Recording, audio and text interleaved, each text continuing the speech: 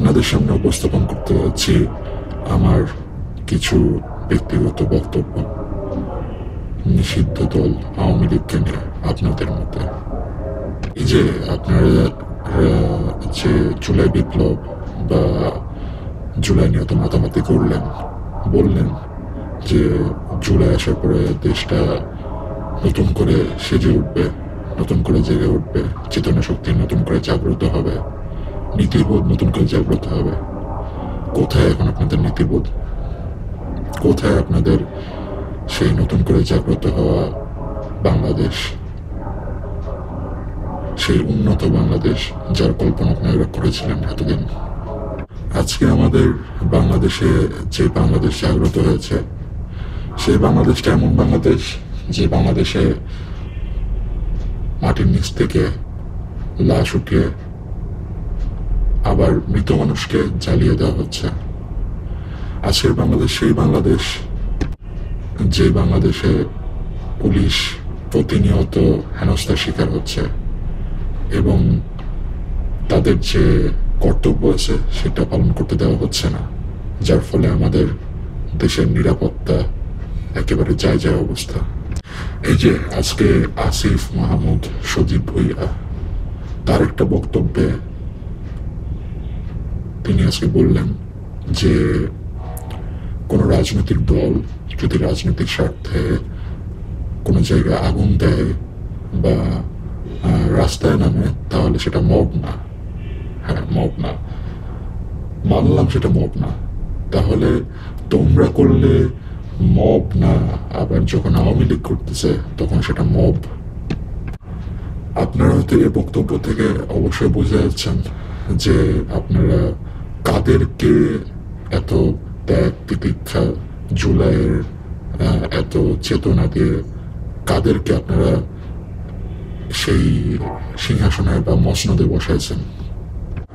আজকে সমন্বয়ক জামাত, বিএনপি, এদের জন্য যারা আজকে সাধারণ মানুষ আছেন তারা ঠিকমতো খেতে পারছেন না, ঠিকমতো চলতে পারছেন না, কারণ হয়তো বা বাজারে দ্রব্যমূল্যের দাম অনেক বেশি বেড়ে গেছে। চলতে পারছেন না কারণ আপনারা যখন বাইরে বের হচ্ছেন তখন হয়তো বা আপনাকে চাঁদা দিতে হচ্ছে। বা একটা রিক্সাওয়ালা মামারই কথা বলি, আজকের থেকে প্রায় 15 দিন আগে আমি তার সাথে কথা বললাম, তো উনি আমাকে ওনার যে বর্তমান জীবন যাচ্ছে সেটা নিয়ে অনেক ক্ষোভ ঝাড়লেন। উনি বললেন যে তাদের কাছ থেকে 5,000 টাকা থেকে 10,000 টাকা নাকি এখন চাঁদা নেওয়া হচ্ছে, তাদের যে স্ট্যান্ড আছে রিক্সা স্ট্যান্ড থেকে। তো এখন আপনারা বলেন, যদি একটা রিক্সাওয়ালার ইনকাম সর্বোচ্চ মাস গেলে কত হয়? 25-30 টাকা হলে হয়তো 40-45, যা হোক আমি ম্যাক্সিমাম বললাম। আচ্ছা, আপনারাই বলেন যে এই 25-30 হাজার টাকার মধ্যে আপনি যদি 10,000 টাকা দিয়ে দেন, আপনার যদি 4 জনের পরিবার থাকে তাহলে আপনি ওই টাকাটা নিয়ে কিভাবে চলবেন? আপনি যদি মধ্যবিত্ত হয়ে থাকেন আপনি ভেবে দেখেন। এরপরে আমরা আসতে পারি যে ইস্যুটা নিয়ে জুলাই আন্দোলন আপনাদের শুরু হয়েছিল, কোটা আন্দোলন। সেই কোটা আন্দোলনের কতটুকু আপনারা সফলতা পেয়েছেন আপনারা নিজেরাই প্রশ্ন করুন নিজেকে এবং যাচাই করুন। আচ্ছা, এবার যুক্তরাষ্ট্রের যে এই জুলাই আন্দোলনে হাত ছিল সেটা আপনারা এখন কি বুঝতে পারছেন? যদি বুঝতে না পেরে থাকেন তাহলে আপনাকে একটা বর্তমানে যে বাস্তব একটা উদাহরণ দিয়ে বুঝিয়ে দেয়। বর্তমানে যে মানবাধিকার সংস্থা সেটা বাংলাদেশে প্রতিষ্ঠা হয়েছে। মানবাধিকার সংস্থা যদি কোনো দেশের প্রতিষ্ঠা হয়, আজকে লেবানন, ইরাক, সিরিয়া ইত্যাদি ইত্যাদি দেশ আছে, তাদের কি অবস্থা আপনার একটু পরখ করে দেখছেন? আজকে 1 বছরের মাথায় ইসলামী আন্দোলন বা ইসলামী যারা ভণ্ড মানুষজন আছেন বা যারা বলছেন ইসলামের নামে ফতোয়া দিয়ে নিজের অধিকার প্রতিষ্ঠা করছেন, নিজের চেতনাকে প্রতিষ্ঠা করছেন, যেটা ভুল চেতনা।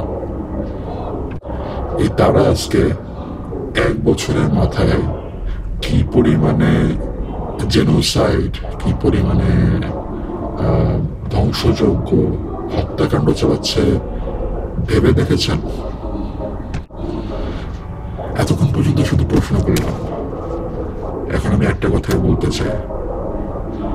আজকের থেকে প্রায় 54 বছর আগে আমাদের স্বাধীনতা যুদ্ধ হয়েছিল, এবং সেটাই আমাদের প্রথম স্বাধীনতা, আমাদের শেষ স্বাধীনতা।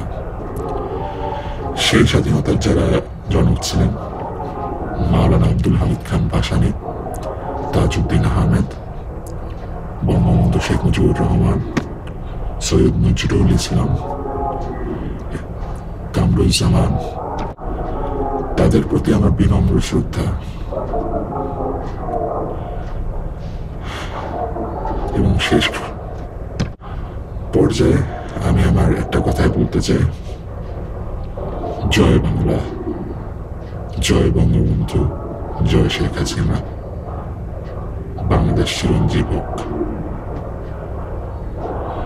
আপনারা দেশে যা হচ্ছে, সাধারণ জনগণ সচেতন হন এবং অন্যায়ের বিরুদ্ধে নিজের প্রতিরোধ করে তুলুন। শুভ দুপুর, ভালো থাকবেন।